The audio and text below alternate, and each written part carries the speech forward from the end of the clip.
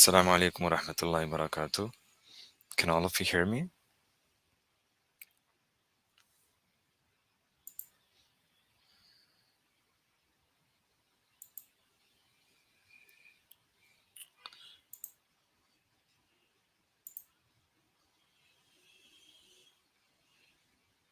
Alright, I think most of you can hear me.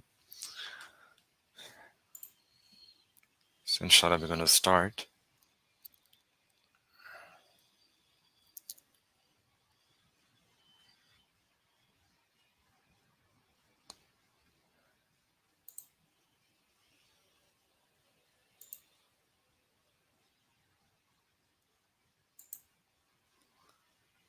Alhamdulillahi wa kafa. Wa salamun ala ibadihi allazina istafa amma ba'd.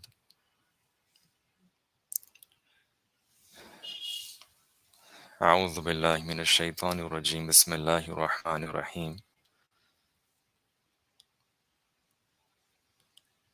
Kutiba alaykumus siyam kama kutiba ala alladhina min qablikum la'allakum tattaqun. Subhana rabbika rabbil izzati amma yasifun. Wassalamun ala al-mursaleen walhamdulillahi rabbil alameen. Allahumma salli ala Sayyidina Muhammad wa ala ali Sayyidina Muhammadin wa barik wa sallim. Allahumma salli ala Sayyidina Muhammad wa ala ali Sayyidina Muhammadin wa barik wa sallim. Allahumma salli ala Sayyidina Muhammad wa ala ali Sayyidina Muhammadin wa barik wa sallim. So today, inshallah, in this session, we'll be looking at the legal dimensions of Ramadan. And inshallah, towards the end, we'll also mention a few spiritual dimensions and aspects of this month of Ramadan if we have time. So the structure of this talk is going to be that I'll take some time to inshallah complete what I have to complete about the legal and the spiritual aspects of Ramadan. And then after that, I can take some questions and you can type your questions in the chat window.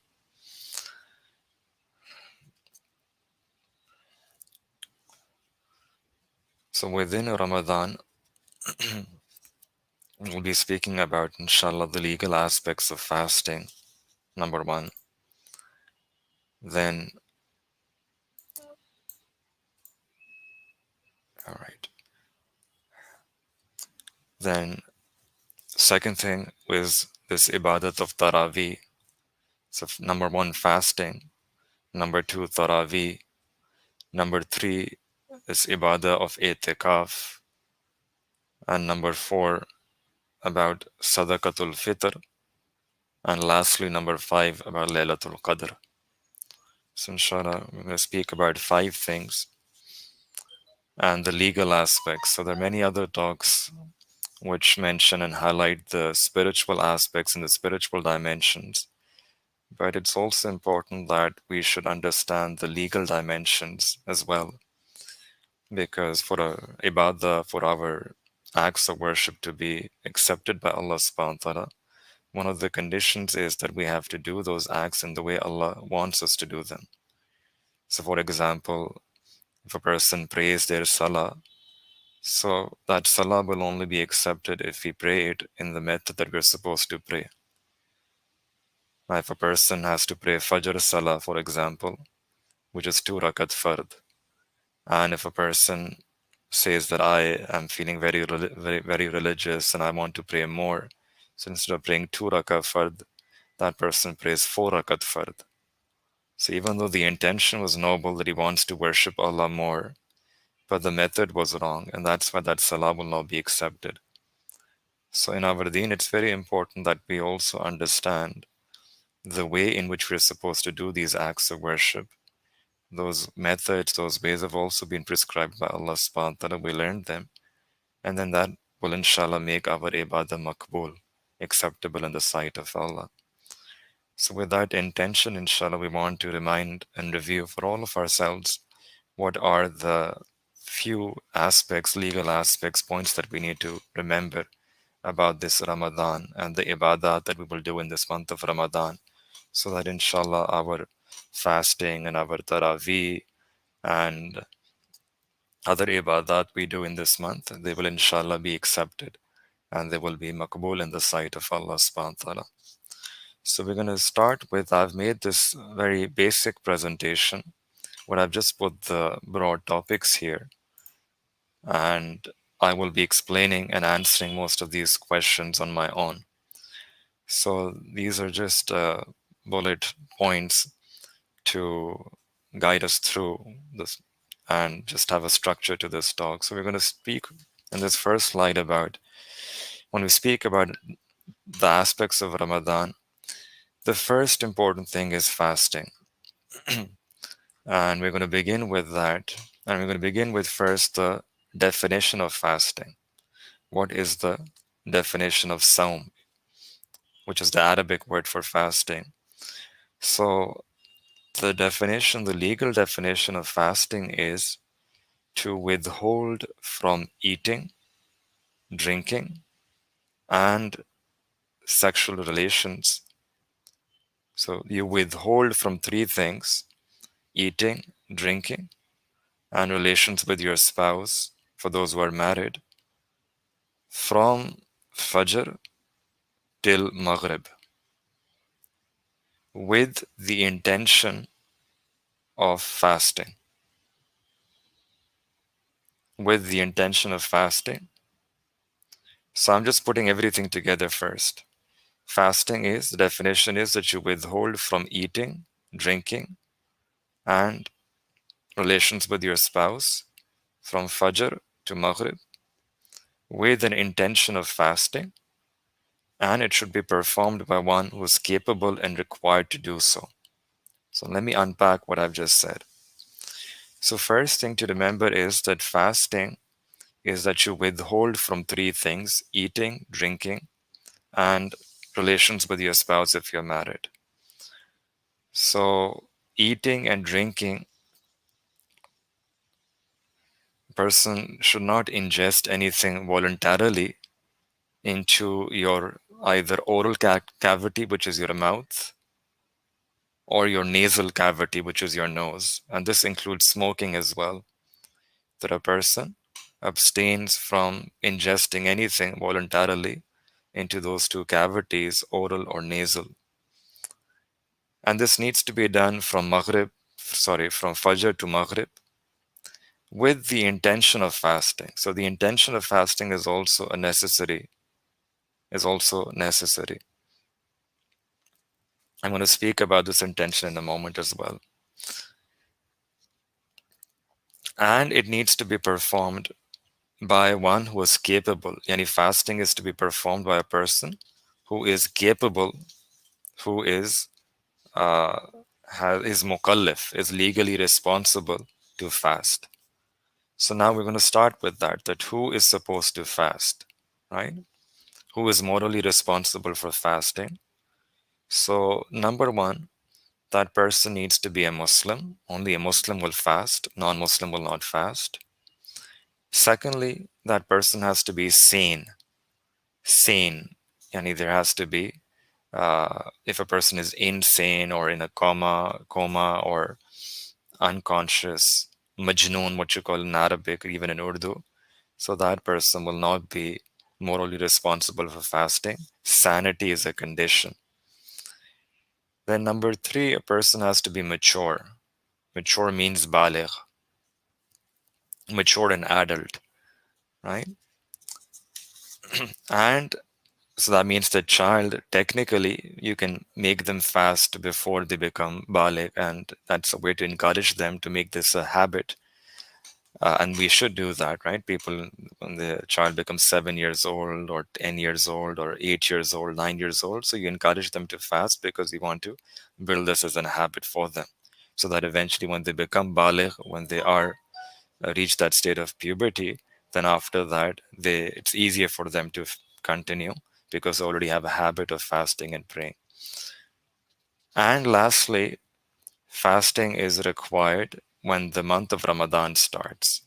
So the moon of Ramadan has to be sighted, and then with that, now it becomes required that a person should fast. So then another question is that who is not required to fast. What are the exemptions? Those people who are exempted from fasting in Ramadan. So basically, there are three. There are three people, three types of people are exempted from fasting in Ramadan. Number one is a sick person, a sick person who fears that if I fast, then the illness will worsen,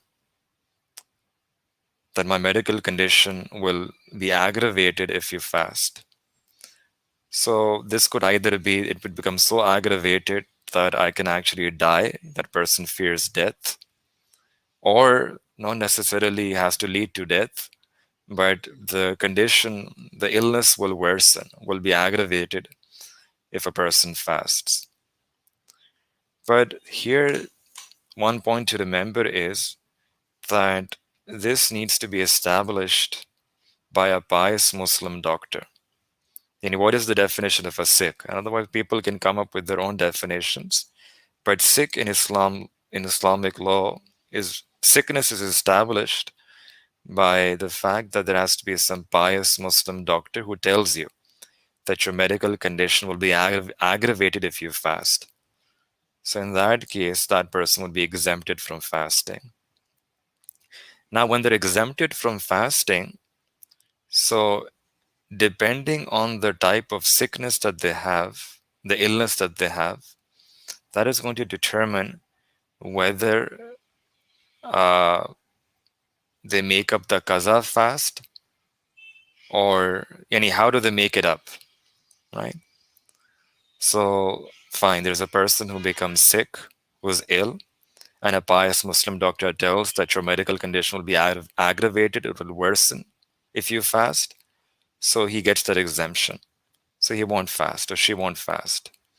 Now, if the nature of illness is temporary, it's just a temporary sickness or illness, and then there is hope that after some time that person will regain health and will be fit and able to fast again.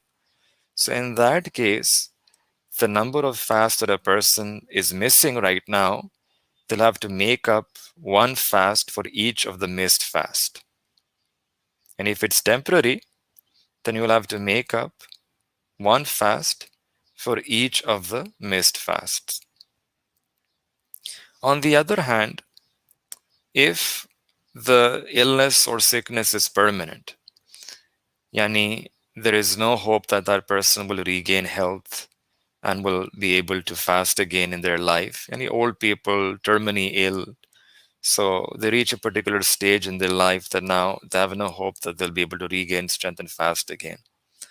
So if that is the nature of sickness or illness, then one can give fidya, and that would be a makeup for their fasting. What is fidya? Fidya is basically to give 2 meals to a poor person. 2 meals that you give to a poor person for every missed fast.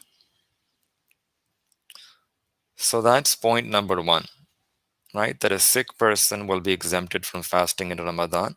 And I've explained to you that how can they make it up? If the sickness is temporary, then you'll make it up one fast for each missed fast.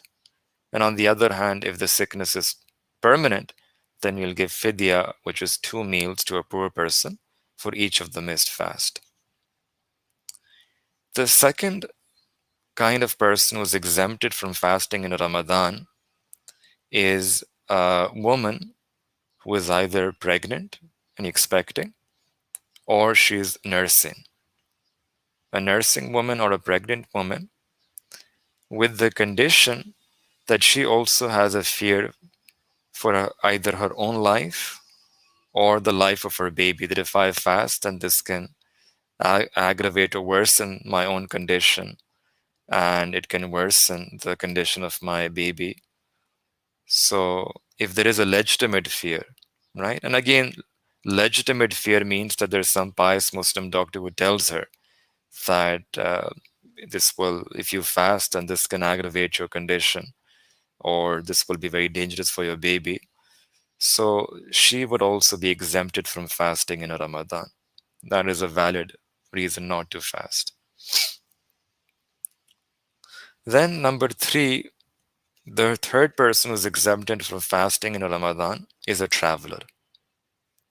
A traveler, and uh, the condition of travel is that you go to a place which is more than 48 miles from your town.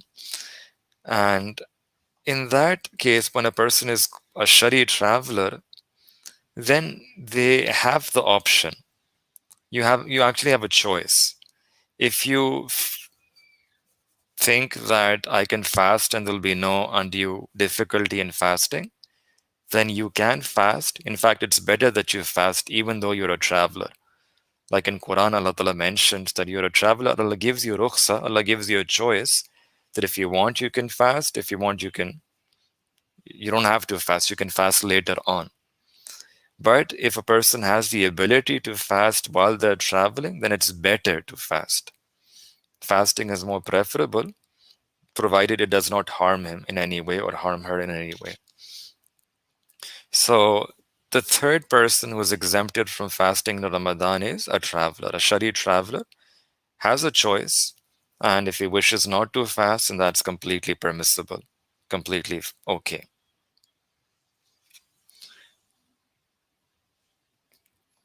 All right, so now I also mentioned that one part of definition of fasting is that you have to need to have an intention. You need to have an intention of fasting. Now understand that intention doesn't need to be verbal. It doesn't need to be vocalized, right? We sometimes use these formulas for intention, but if even if a person makes an intention in their heart, that's also going to be sufficient, right? But it's better, preferable that a person vocalizes it just to remind themselves, because sometimes we're so heedless of that amal that we are doing. It's just better that we vocalize it, even though it's not necessary. But you can vocalize that intention, and you can say, maybe at the time of Sehri, when you're about to begin that fast, that, oh Allah, I intend to fast this Fard Roza for your sake, for the sake of Allah. And I'm fasting this Fard Roza of Ramadan, where I'm going to leave the food and drink and relations for your sake, Ya Allah. And I ask you that you accept this Roza, this fast from me, and you make this fast easy for me, and a way through which I can earn your reward and sawab, and a way through which I can also attain this quality of taqwa that you want me to attain through this amal of fasting. So in that way, inshallah, if a person vocalizes that intention or make that intention, they remind themselves that why they're fasting, then inshallah that will add a bit more feeling to our amal, make us more deliberate, make us more conscious, and inshallah that will add to the effect and blessings of that fast, that we are more self-aware that what we are doing. Right? So it's encouraged that a person should try to deliberately, consciously think about this amal of fast every day. And right now, all of us, I think we have an intention that we will fast for the remaining 28 or 29 days of Ramadan.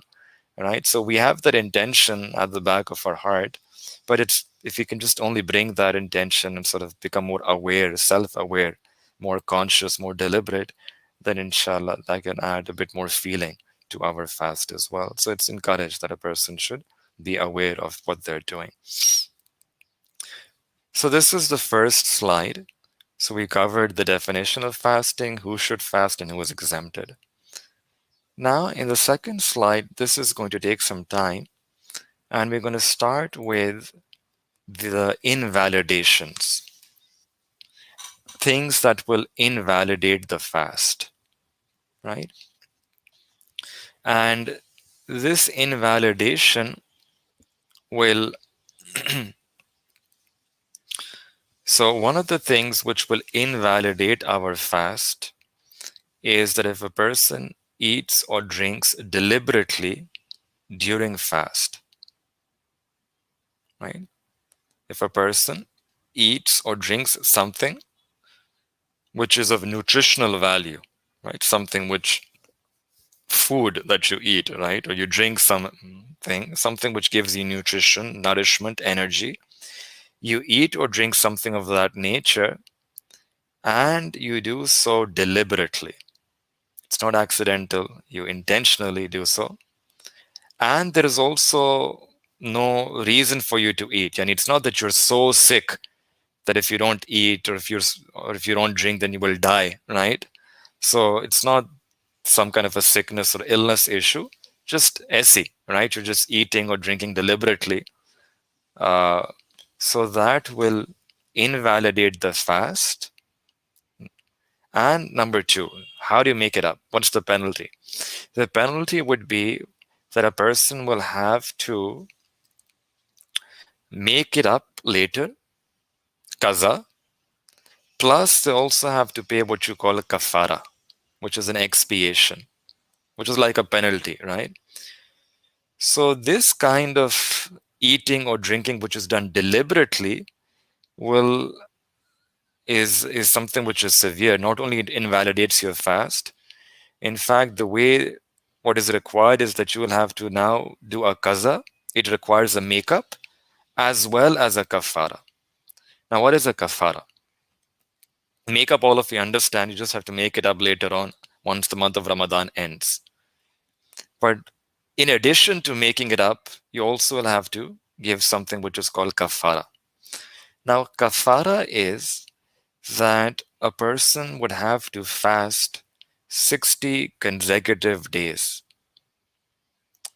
You have to fast 60 consecutive days, and there is no alternative. There is no alternative except someone who cannot do this, right? So if someone doesn't have the strength or the ability to fast 60 consecutive days, then there is a alternative, which is that he should give this fidya, which is that you give 2 meals a day to 60 fakir. 60 fakirs should be given 2 meals a day. Or you can feed one fakir 2 meals a day for 60 days, right? But this giving fidya will become applicable only in that case when a person doesn't have the ability to fast 60 consecutive days himself or herself, right? So the asal is that you have to fast 60 consecutive days. That's the kafara. Someone is not able to do that, doesn't have the strength, then they can give fidya, which is that you feed it to 2 meals a day to 60 fakir. So this kafara is so this is what needs to be done. You'll have to do a kaza plus a kafara in this case when you eat or drink deliberately, right? On the other hand, just to add that if you don't even bother to start your fast, right? You didn't even fast, you just missed it, right? Then there's just one kaza. There's no kafara. There's no 60 consecutive fast. Right? So understand kafara will be only in that case where you started fasting and now you're deliberately breaking that fast by eating or drinking even though there's no reason for you to eat or drink. Right? So when you break that fast deliberately, that will require a makeup plus a kafara.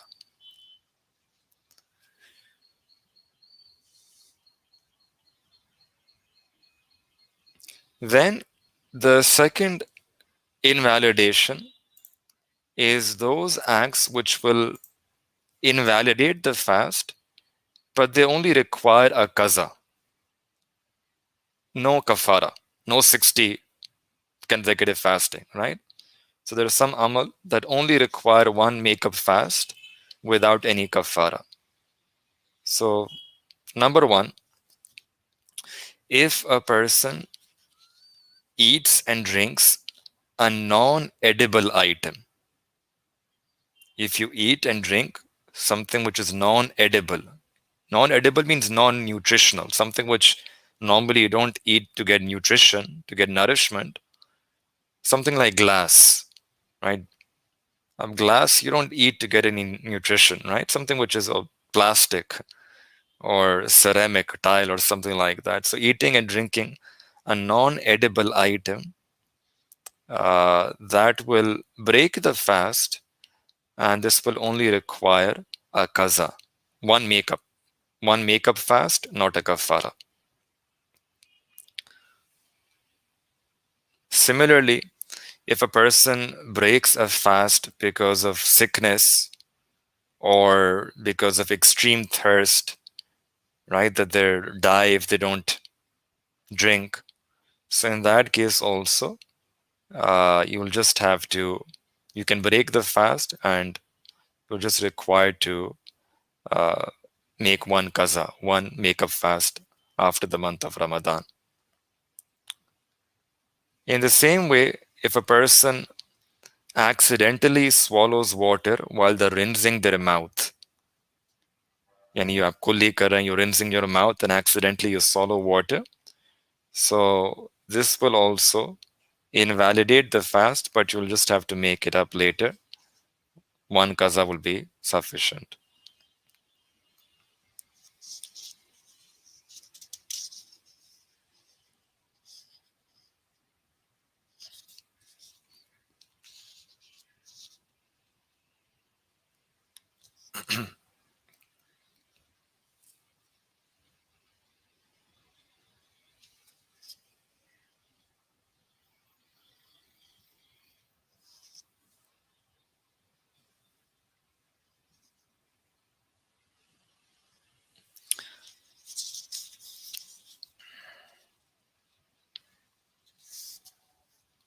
Then there is also other things, that if a person eats the leftover food in one's mouth, and you eat something during fast was already in your mouth, and if it goes in your stomach and the amount of that is the size of a chickpea, any one chola or more, then that would also break your fast. It would break your fast, and you will have to make it up later. One kaza would be sufficient. On the other, Lani, sometimes it happens, right? You wake up, you eat something for sehri, and there's some food particles left over in your mouth. You didn't brush, and now the fast has started. So while now the fast has started, and then those leftover particles in your mouth, they go inside. You ingest them, they go inside your stomach. So we'll see what is the size of those leftover particles. If the left, if the size of those leftover particles is less than one chickpea, one chola, then that will not invalidate your fast. Your fast remains as it is. On the other hand, if the size of those leftover particles are equal to one chola or more than that, then that would break your fast, invalidate the fast, and a person would have to make it up later. But in this case, only one kaza is required. One makeup fast would be enough. There is no kafara.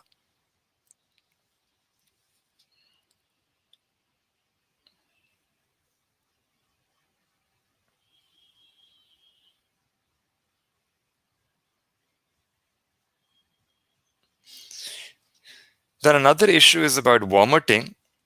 So vomiting does not break the fast on own, right? If a person fasts, they're fasting, and vomiting is happens. It wasn't deliberate, but non-deliberate vomiting, that does not break the fast on its own. On the other hand, if a person deliberately vomits, plus the amount of that vomit that is coming out is one mouthful, and the mouth becomes full with that vomit, then that will invalidate the fast. It will break the fast, and one kaza would be required to make it up later. Right? So vomiting on its own, which is non-deliberate, does not break the fast. And if it's less than one mouthful, that also does not break the fast. Only in that case, when it's a deliberate vomiting plus the size is one mouthful or more than that, then this will invalidate the fast and one qaza would be required. So these were a few things which will invalidate a person's fasting, right? Now, let's look at a few actions which will not break the fast.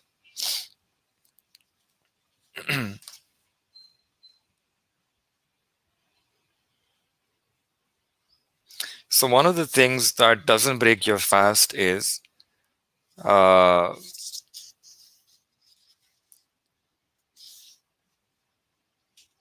all right. One of the things which doesn't break your fast is that if you eat or drink unintentionally, but you stop as soon as you remember, right? So you eat or drink and you don't remember that you're fasting or you're eating, mashallah, food. Like we know a couple of stories also how people would eat, mashallah, an entire biryani, and after eating that, then they would realize that we are fasting. It sometimes happens, right? So if you're eating or drinking like that, which is unintentional, then that doesn't break your fast. But you should stop as soon as you remember, right? In fact, the adab here is that this is Allah's gift, right? That Allah just made it easy for you, that you forgot and then you're eating and drinking and your roza still remains intact. But you just have to stop when you remember that you're fasting. And in fact, there is also the jurists have also mentioned a masala that if you see someone, right? So you see someone who's eating and drinking, and they're eating, drinking unintentionally, right? Not deliberately, unintentionally, they're eating and drinking. Now, what are you supposed to do? Do you tell that person that, oh, remember, aren't you fasting? Ab kha rahe hain, you're eating, drinking, don't eat, right? So, well, how do you tell the other person? Should you tell the other person or not?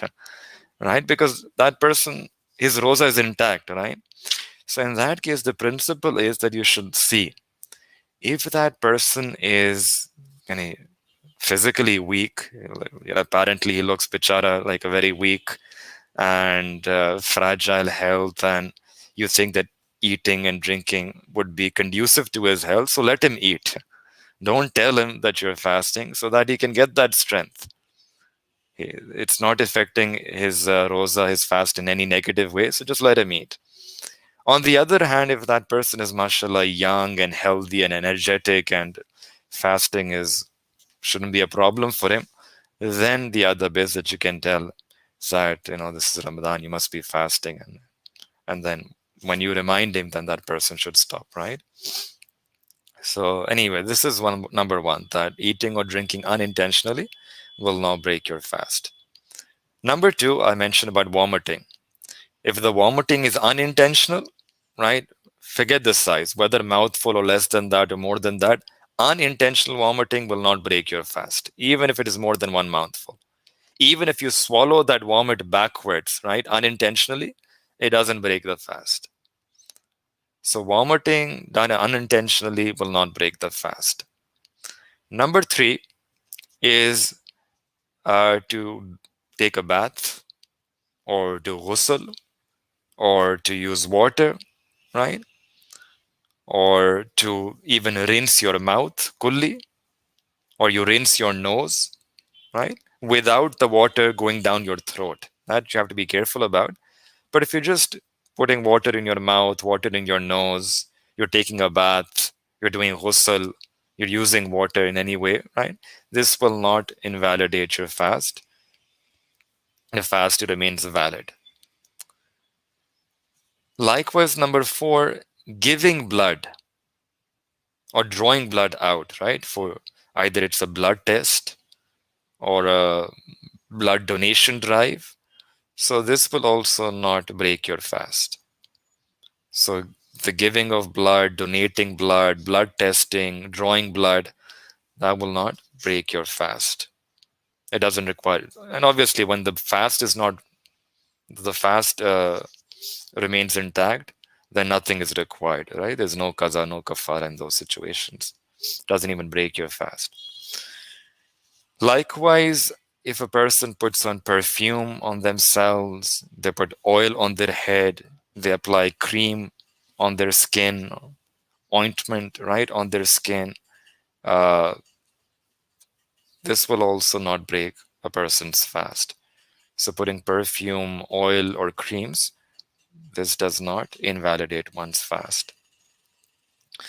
So now we come to this issue of brushing, right? I think this is many young people that have this question. Uh, Brushing your teeth is, it's makruh, it's disliked during fasting. Brushing teeth is makruh during fasting. Uh, and if you put toothpaste on that brush and then you swallow that toothpaste, then this would break the fast. And it would require a kaza, one makeup, because toothpaste is not something which is edible, right? It's not something which is nutritional. So just one kaza will be enough. So normally the way we use our toothpaste or toothbrush, we put the toothpaste on it, right? And that toothpaste, it mixes with our saliva, and then we swallow our saliva all the time. So in that case, it would break our fast if we, right? So one should avoid uh, brushing their teeth while we are fasting. And if a person brushes their teeth with a toothpaste, then this can break our fast altogether. And we're endangering our fast by doing this, right? So this is something we should avoid.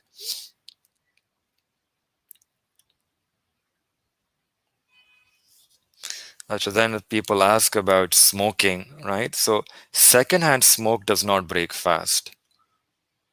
Secondhand smoke does not break fast.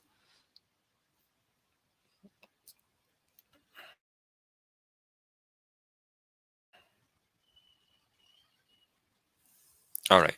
So these are a few things which do not break your fast. Now, there are certain actions which don't invalidate your fasting, and they don't require anything, no kaza, no kafara, but they're disliked, they're undesirable, they're makruh. Okay? So, one of them is chewing gum, right? If it has flavor, then that will break your fast. But if you're just chewing gum, right, that's undesirable. And it's makruh if you put a thing in your mouth that can break your fast.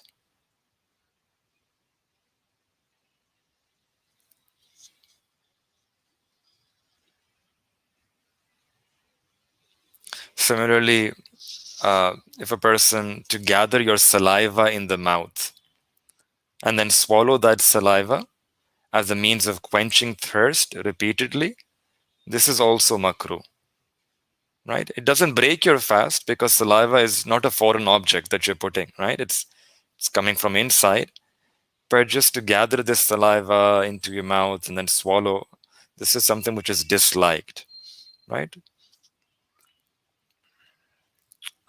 And another thing which is disliked, which doesn't break your fast but is disliked, is that a person backbites. And this would be a bit of spiritual dimension as well, that backbiting other people, if you're fasting, this will remove the efficacy of that fast. Yani, technically, legally, you will say that the fast is there, it's valid, but the barakat of that fast will go away if you backbite, if you slander someone else, if you even do anything that is undesirable during a fast, like fighting, quarreling. It will nullify the purpose of your fast. In fact, there is a hadith also where the Prophet ﷺ said that a person should abstain from these things. And there were two women who came to the Prophet ﷺ who were fasting, and they were extremely hungry. And their hunger was so much that it was uncontrollable, unbearable hunger and thirst. So they asked the Prophet ﷺ that, do we have the permission to break our fast? And the Prophet ﷺ said to one Sahabi that, bring me a platter, bring me a bowl. And when this bowl came, the Prophet ﷺ asked those two women that vomit inside this bowl. And when they vomited inside that bowl, pieces of fresh blood and meat came out. from their vomit. And they were surprised, and then the Prophet ﷺ explained that this is because you are backbiting. And Quran Allah mentions that backbiting is like eating the flesh of your dead brother. So this was like a mu'jiza, this was like a manifestation where Allah subhanahu wa ta'ala physically brought that out, that reality, and they could see those pieces of fresh blood coming out. And because of that amal of backbiting, that fast became extremely difficult for them. So one should abstain from backbiting. This nullifies the purpose of your fast. And not just backbiting, hurting other people, slandering other people, shouting at other people, picking an argument with other people. In fact, there is a hadith where the Prophet ﷺ said that when you're fasting, you should not engage in fighting or cursing others or shouting or picking an argument. And if someone fights with you, and if someone wants to pick a fight with you, or someone says something dirty to you, something harsh, undesirable to you, then you should simply reply and you should say, Ana sa'imun, that I'm fasting. I'm fasting. That I want to reply, I want to retaliate, I won't shout back. I'm just, that should be your response, that I'm fasting. I can't do anything, right? I won't engage you if that's what you want me to do. So that is the extent to which a person should protect their tongue. That's the way we should protect ourselves while we are fasting. So these things are undesirable. Uh, and the real goal of fasting is that it makes a person leave the sin, right? And if we continue to engage in these sins of the tongue, engage in these sins of hurting others, and this will just nullify the purpose of that fast. Legally, you'll say it's valid, but the kubuliyat will not be there. That fast will become useless in one sense, right? And that's why the Prophet ﷺ said in a hadith, and we mentioned this yesterday as well, that there will be some people who will not get anything from their fast except for hunger and thirst. I mean, these were the people, right, who would not take care about their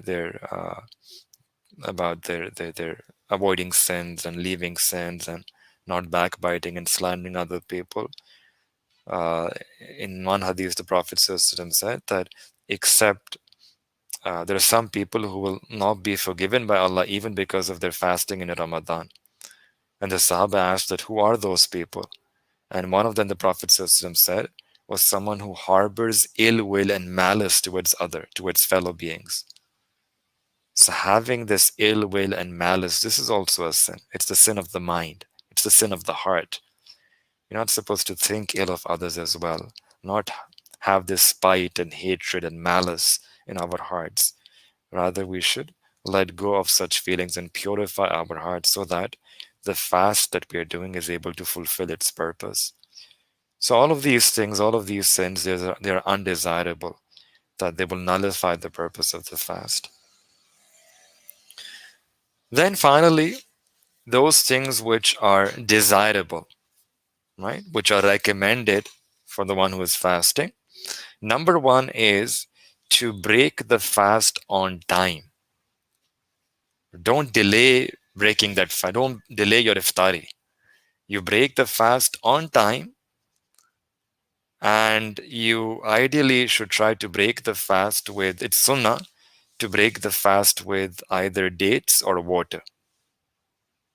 Dates or water. So, water, dates are easily available, and one can make this intention of sunnah, of doing amal on the sunnah. And there's all of many medical benefits and health benefits as well of why a person should break their fast with these two things. But aside from that, just the barak of doing amal on the sunnah, one can make that intention. Inshallah, they'll get the reward for doing ittaba sunnah. So that's one desirable amal, that we break the fast on time. And then secondly, we break our fast with dates or water. The reason, the hikmah is that don't delay breaking your fast, because then it's giving the impression as if you're fasting for some other reason other than Allah subhanahu wa ta'ala. If you are fasting for the sake of Allah, then Allah wants you that you fast from Fajr till Maghrib. And the moment it's time for Maghrib, then Allah wants you to break your fast. So Allah, I'm doing it for your sake. So time for Maghrib, I'm going to break my fast now. Right? So it sort of shows that my reason, my intention was that Allah, I'm doing it for your sake. Not simply I'm doing this habitually or adat or something else. My intention is only Allah and the pleasure of Allah subhanahu wa ta'ala. So that was about iftari time. The second thing, desirable thing, is about sehri, that one should, number one, have sehri, to have this pre-dawn meal. Because many people, they don't even eat sehri, they skip sehri. So we should understand that there in a hadith, the Prophet ﷺ said that there is barakah in this sehri, in this pre-dawn meal. So one should do ihtimam of eating some sehri. There isn't a guarantee that there'll be barakah in the other types of food that we eat, right? But for this sehri, we have a prophetic hadith which tells us, which gives us a guarantee that this food, this sehri food, will have barakah, will have blessings. So one should eat sehri with, again, with the niyat of sunnat, ittabai sunnah, following the sunnah, plus also to partake from the barakah that is there inside this food. Doesn't have to be an elaborate sehri. Even one sip of water can be sufficient to fulfill the sunnat of eating sehri, right? Obviously, would want to eat a bit more, right? But one should, number one, eat sehri, and we should delay. It's recommended, mustahab, to delay your sehri towards the last hour of the night, right? So eat sehri with the niyat of sunnah, number one, and number two, delay your sehri towards the last hour of the night.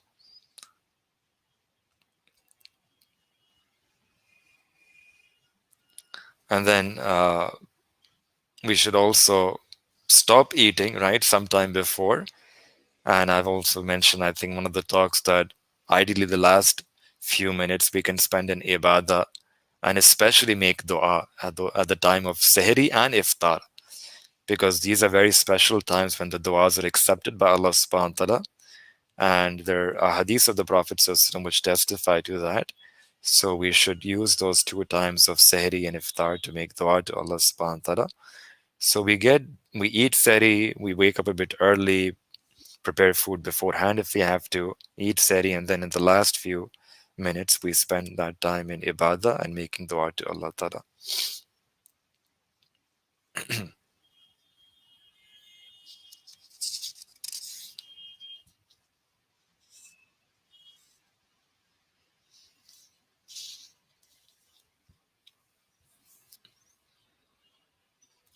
So these were a few points to remember about what breaks a person's fast and what doesn't break a person's fast. Uh, I said that a person, sometimes you'll have to make qaza, right? In those cases, when a person uh, they do something which invalidates their fast, and the qaza needs to be made. So the qaza has to be made outside of Ramadan, and you cannot make qaza on the 3 days of Eid, right?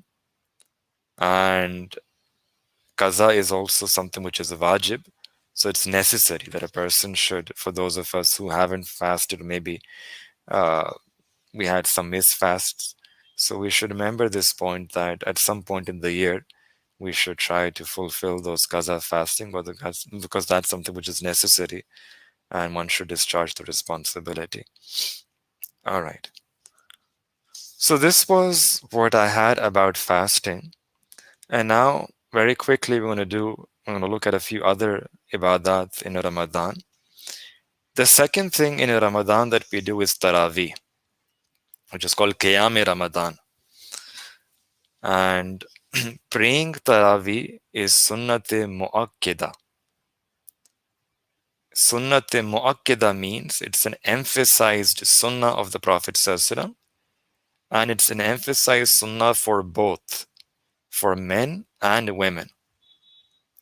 And one should perform Taravi, and the only exception is that either a person is sick, there's a maraz, right? that because of maraz they're unable to pray Taravi, so that's a valid reason for missing Taravi. And second is when there is a shari travel. So travel and sickness are two reasons why a person can miss a sunnat mu'akkida, Taravi.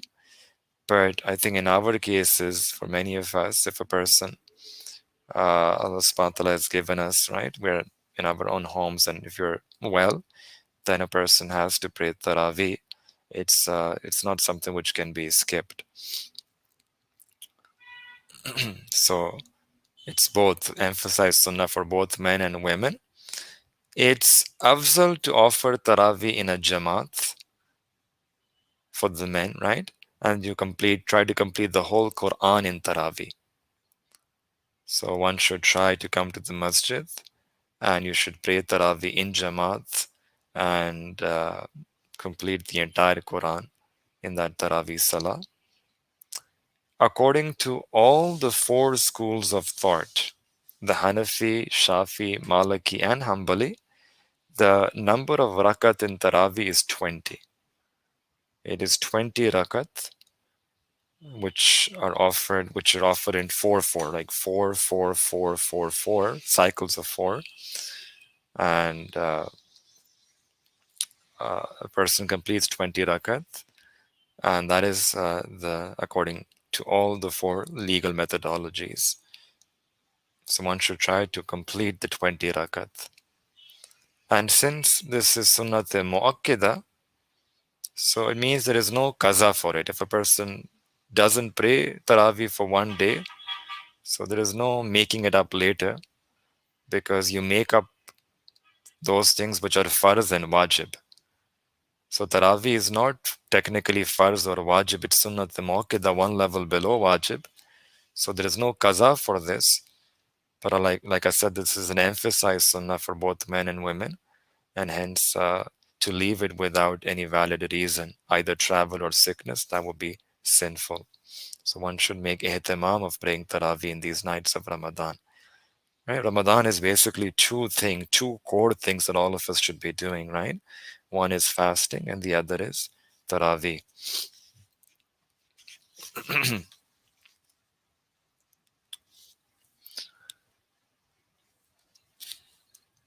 So then I also want to speak about another thing that will become relevant, inshallah, in the last 10 days of Ramadan, which is itikaf.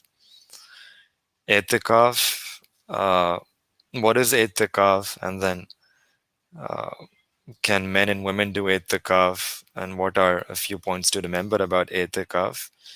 Uh, this itikaf is a very big ibadah, and inshallah we'll come to that as well at some point. It's highly rewarding, highly meritorious, and the Prophet Prophet's ma'mul was that he would do itikaf in the month of Ramadan. And every year, without fail, the Prophet would do itikaf in the last 10 days of Ramadan. And just one year that he wasn't able to do itikaf, so he made it up later. And he did 20 days of itikaf the following Ramadan. And this shows to us that if the Prophet would do itikaf for every single year of Ramadan, that just tells us how important this ibadat is. That the Prophet never missed this ibadah of itikaf. And that one occasion when he did miss, he made it up later. Even though it's technically not fard or a wajib, right? But it was so rewarding, so meritorious, so important to the Prophet that he made it up. 10 for that Ramadan and then 10 for the last year. So 20 days of itikaf. So itikaf, understand, legally, it's what we called farde kifaya. It's a kifaya, and if somebody from each community should do itikaf in the last 10 nights of Ramadan.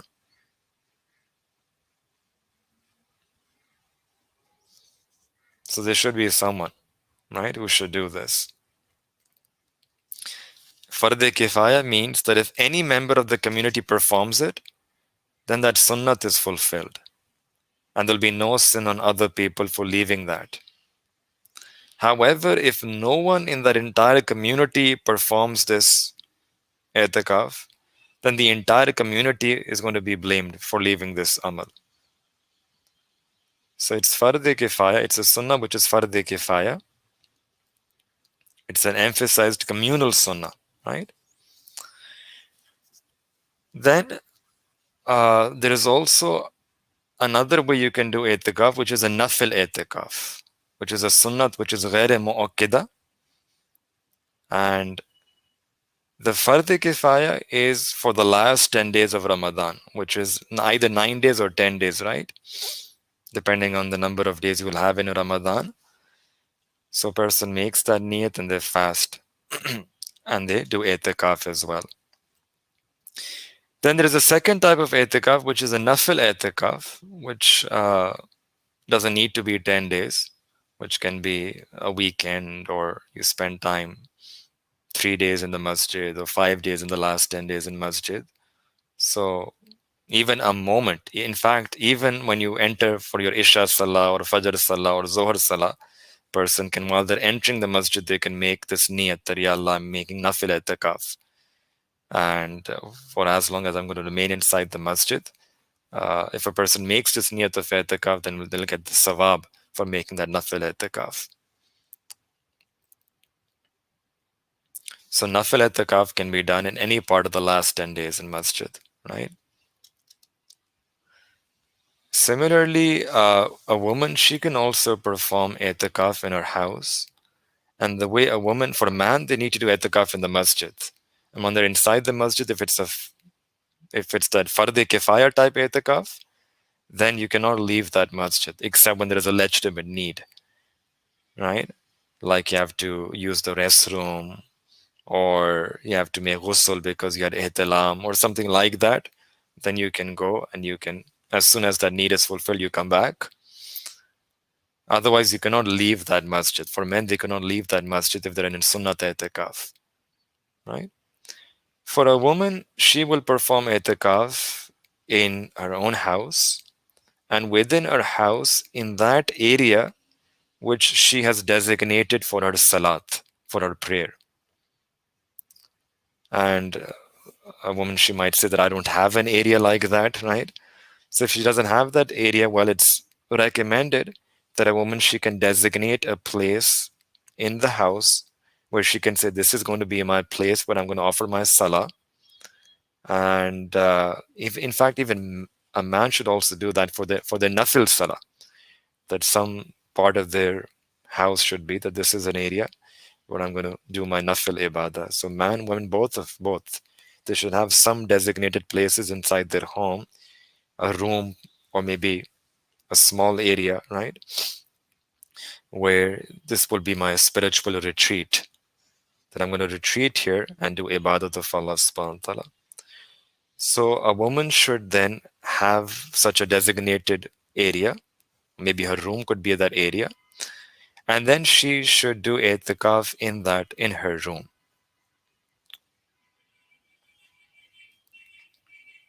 And she should not leave that area unless there is a need, like the need to use the restroom or something like that. She should just confine herself to that area and spend that time in ibadah, in worship of Allah, in remembrance of Allah. This sunnat i'tikaf can only be done with the condition of fasting, right? So one needs to fast, and with fasting, then a person can do i'tikaf. And if a person is not fasting, then it will not be sunnat i'tikaf. Yani i'tikaf is an ibadat which needs to be coupled with fasting. So you need to be doing both of them. If a person is not fasting, then i'tikaf cannot be done. Sunnat i'tikaf cannot be done.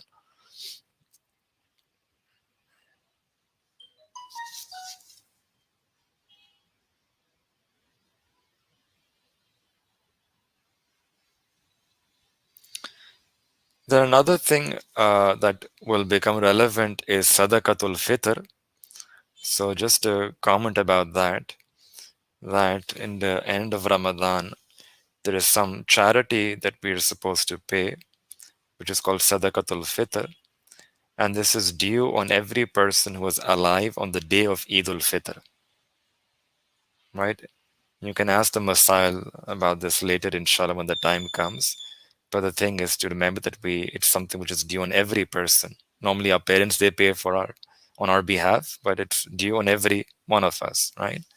And it becomes due on the day of Eid al-Fitr. And you don't combine Eid with Sadaqat Al-Fitr, right? They're two separate things. Eid is separate and Sadaqat Al-Fitr is separate from that. Acha, one final thing and then I'll open to questions is Laylatul Qadr. So in the last 10 nights, and especially in the odd last 10 nights, 21st, 23rd, 25, 27, and 29. One of those five will be Laylatul Qadr. And on that night, Sayyidina Jibra'il, Hazrat Jibra'il alayhi salam, he descends for us non-prophetic human beings, right? You just imagine how incredible the night is. That angel Jibra'il alayhi salam would descend for the Prophet sallallahu, for the Prophet of Allah. On that night, he would descend for us, for me and you. And Salamun hiya hatta matla il fajr. And that salamati and the barakat, the blessings of that night will remain till the tulu fajr, till the time of fajr. So one should try to spend that entire night of Laylatul Qadr in ibadah, or as much as possible in ibadah, worship Allah Ta'ala in that night. And the worship should be individual, not some kind of a collective worship that a person does on this night. The sunnah of the Prophet was to do individual worship, individual salah, right? Individual dua, individual tilawa, individual zikr. Yes, you can pray Taravi in congregation. You can even pray Witr in congregation only in Ramadan, right? So Taravi and Witr can be in Jamaat, but then after that, person should do their own individual ibadah in the nights of Ramadan, including Laylatul Qadr.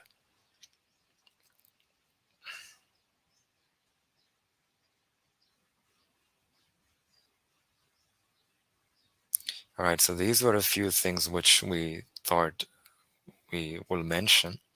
Inshallah, if there are any questions that anyone has about the things that we spoke about or anything else, then you can type your questions in the chat window, and inshallah, we can try to answer some of the questions.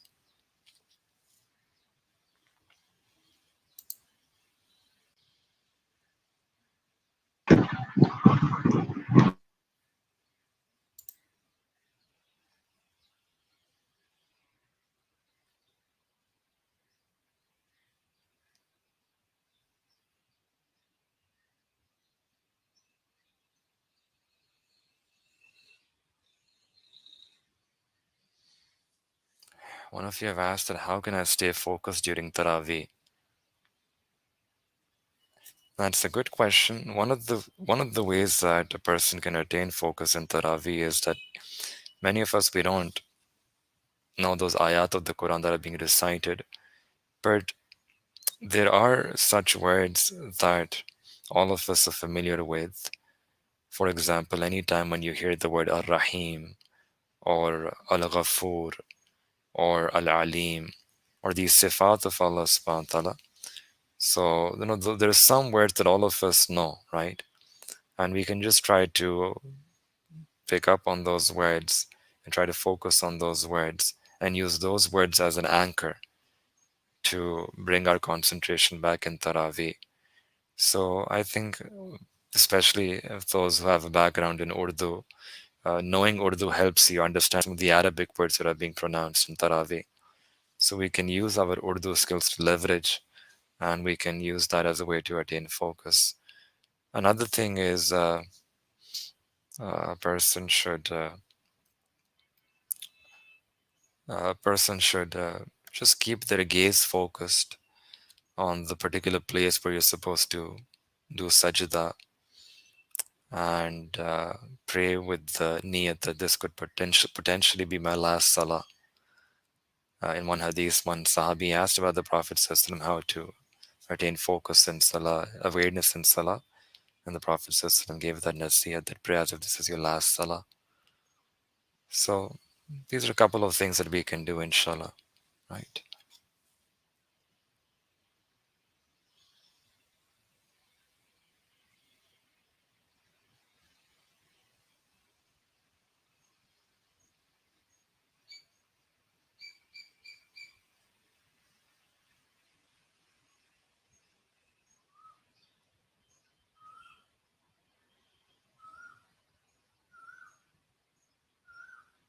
No, vaccine will not break the fast.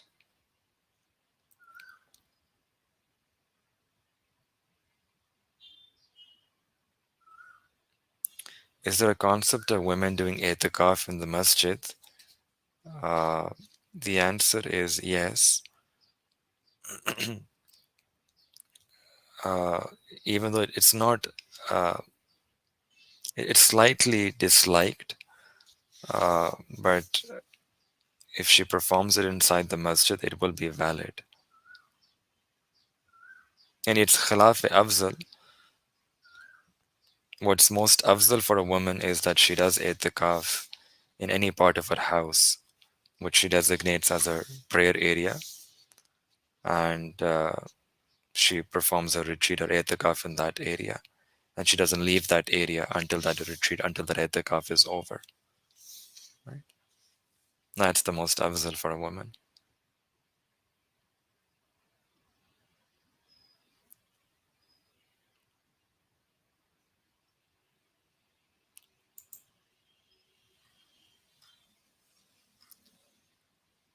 Does miswak invalidate? No, miswak is permissible during fasting. Right? Miswak is permissible during fasting. Acha. And on the other hand, I mentioned about brushing, right? Brushing your teeth is, if it's only brushing, then that's undesirable, it's makruh. But if you brush with a toothpaste and you swallow that toothpaste, which inevitably happens, then that can break the fast. Uh, One of the reasons why we tend to brush our teeth, or even it's because of the smell, the odor that comes out of our mouth, right? And there's a hadith uh, where we learn that Allah subhanahu wa ta'ala, He loves the smell that emits, that comes out from the mouth of a fasting person. And Allah ta'ala loves this smell so much, it's beloved to Him than the fragrance, then it's better than mushk. So it's something that's so pleasing and beloved to Allah subhanahu wa ta'ala, this smell or this odor that is coming from our mouth, from the mouth of a fasting person. So if it's something which is pleasing to Allah subhanahu wa ta'ala, then we shouldn't worry about it too much, right?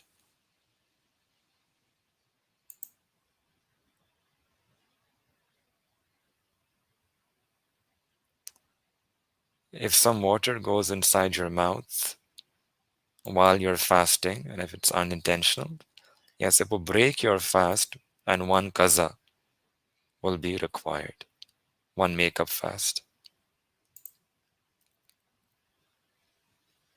At what time are we supposed to sit for itikaf? Uh, Itikaf begins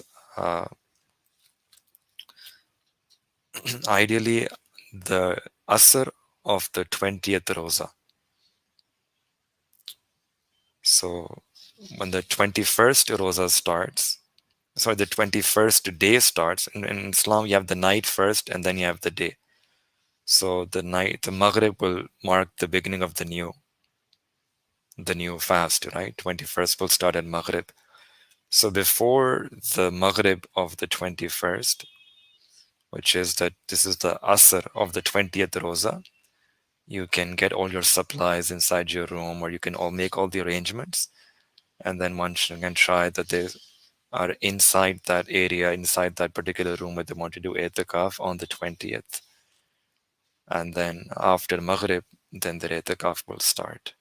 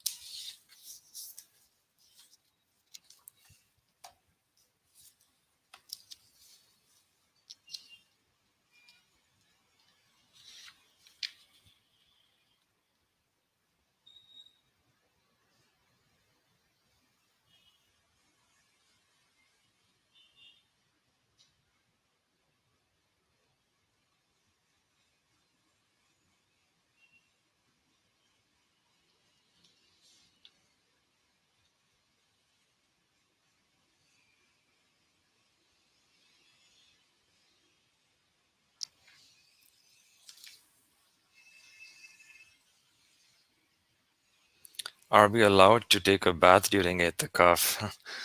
This is another one of those questions. If it's a fard ghusl, if a person has a wet dream or something of that nature, then obviously one has to take a bath, and this will not invalidate the itikaf. But on the other hand, if a person just takes a bath because smell is coming from them or they just want to refresh, then that would break the itikaf, right? The ulama, they say that a person should not, even for a bath, even for the Jummah bath, even for the Jummah ghusl, one should not leave that place of itikaf.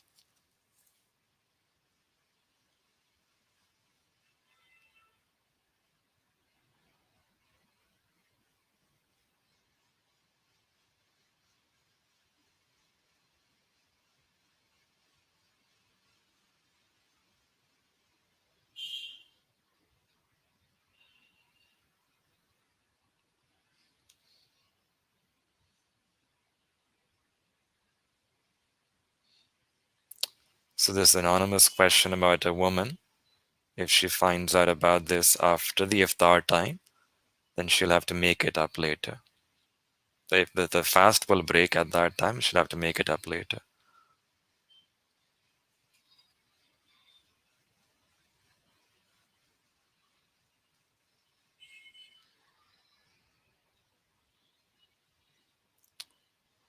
Is it sinful to leave Taravi for studying for final exams?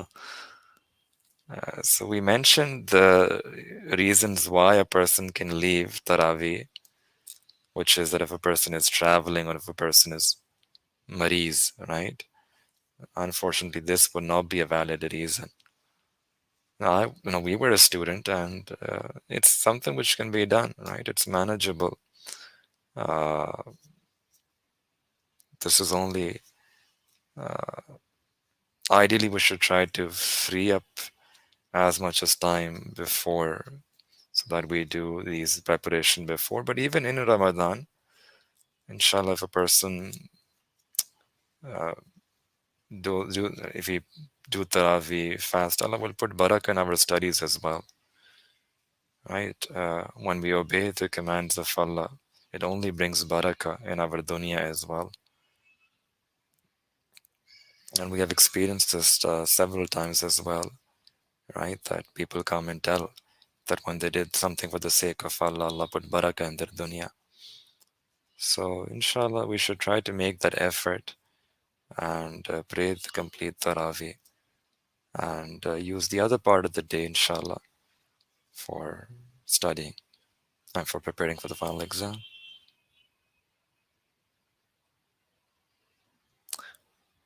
Right? One should pray all 20.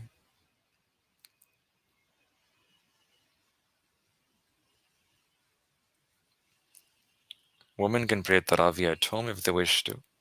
And if they don't know the entire Quran, they can just recite the surahs that they remember. And this way they can fulfill the sunnat of Taravi.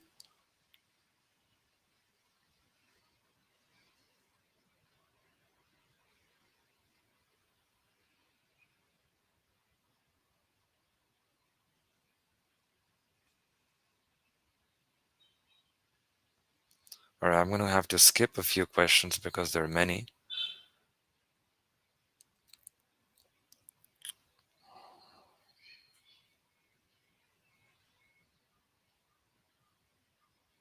I think I've answered a few. Miswak, I've done this. Itikaf is farde kifaya, right?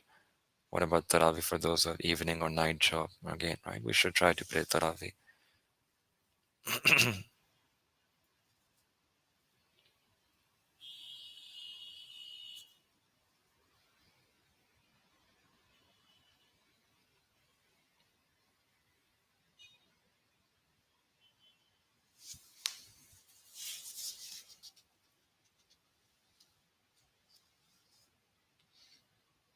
Right, if a person is expecting and they don't have access to, they can get an opinion of a qualified physician, right? Who, number one, this could be past experience. If someone has already has we had the same experience before and fasting was difficult, then past experience can be used to decide whether the condition will aggravate or not, or if there is an obvious sign of potential harm, right? Or if there is an opinion of a qualified Muslim physician that you have access to. So you have three options, right? Past experience, or an obvious sign of a potential harm, or an opinion, access to an opinion of a qualified Muslim physician.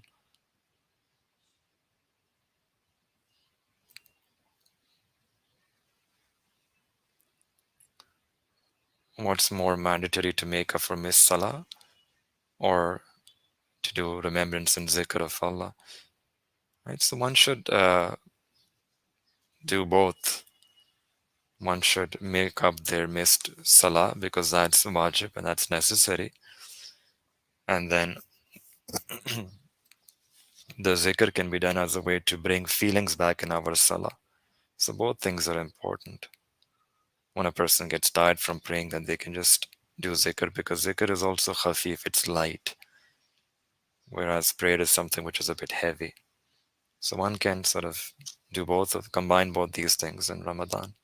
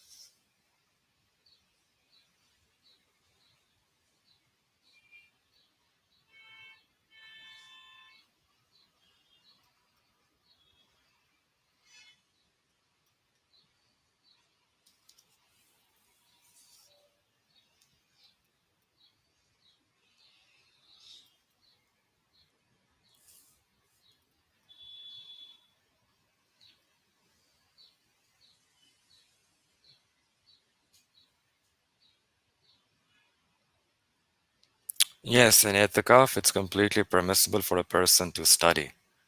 You can study, you can, uh, in fact, that's what students can ideally do as well. You don't have to spend the entire time in Bada. You can eat, drink, sleep, study. Uh, all of that is permissible, right?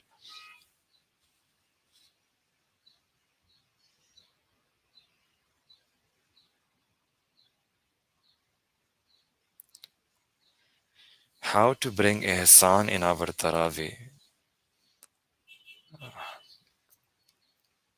That's we mentioned this, that one is, and then especially for women at home.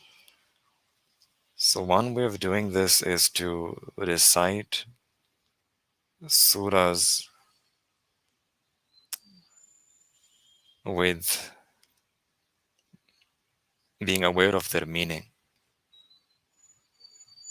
This could be maybe the last juz, where we are aware of what we are reciting, we understand what we are reciting. And this is very beneficial. When you know the meaning of the surah that you're reciting, automatically, because of that meaning, it becomes easy for a person to focus. And the second thing is perhaps to repeat one surah more than once. And that can also be done.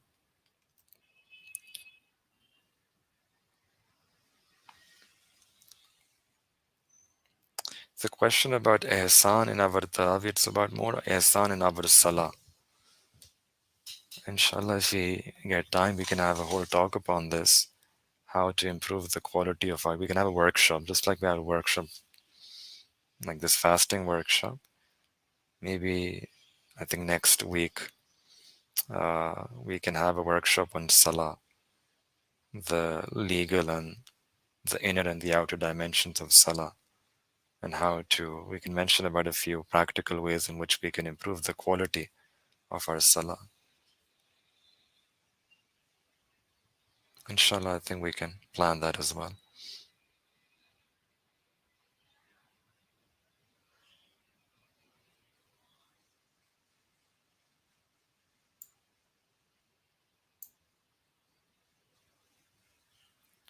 Is it allowed to say du'as in Urdu while in sajda?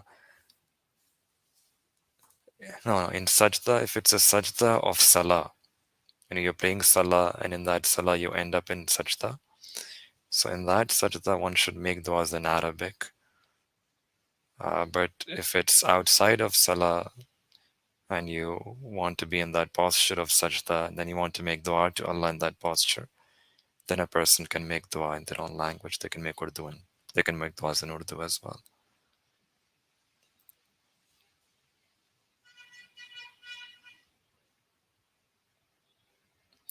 There are some questions which are very women specific, and I would encourage if you can email me privately, and inshallah I can respond to them separately.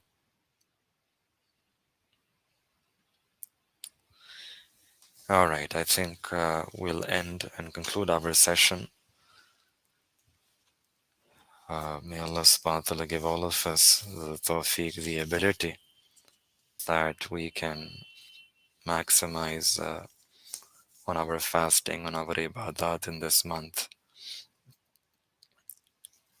And like we said, that one of the things to remember about fasting is that we should try to be defensive, save ourselves from sins, because alhamdulillah we are fasting. Because of fasting, we're getting blessings from Allah subhanahu wa ta'ala. We're getting this treasure in our heart. What we need to do is we need to protect, preserve this treasure, and we should not allow our nafs or shaitan to take this treasure away from us. The way this treasure goes away from our heart is when we sin. And that's why fasting is not just fasting and leaving food and drink. We should also think about fasting of the eyes, and fasting of the tongue, and fasting of the ears, right? And fasting of the mind, fasting of our thoughts. And that way, inshallah, we can then have a perfect, a wholesome fast, right? That a fast will also have an effect on us. And in a hadith Qudsi, Allah subhanahu wa ta'ala said, I'm just going to end with this hadith Qudsi, very beautiful hadith, where Allah subhanahu wa ta'ala said that, Allah ta'ala says that fasting is for me. Fasting is for me. Wa ana ajazi bihi. And I will give the reward for fasting. And what that means is, this can actually be translated in two ways. One is that Allah is saying that fasting is for me, and I will give the reward of fasting. So fasting is for me means that this is that ibadah which is mukhlisan, sincerely a person is doing for the sake of Allah. Neither many ibadat which we do where there's a possibility of show off. In fasting, if you think about this, this is so mukhlis, so sincere, that if you go to the washroom, you're making wudu, you're rinsing your mouth. If you want, you can just take a few gulps, take some water inside, no one will know. But a person doesn't, we don't do that.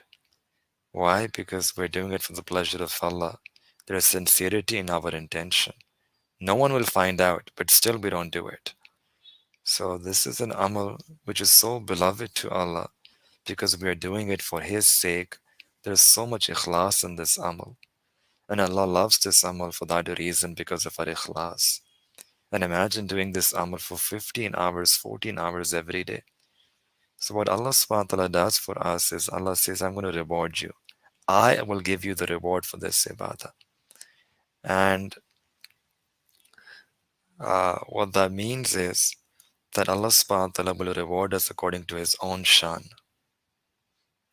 Yani there are two ways of getting your wages, right? If there's a person like me, if I hire an electrician that come fix this bulb of mine, so I will decide beforehand that, look, if you do this work, I'm going to pay you 200 rupees, for example.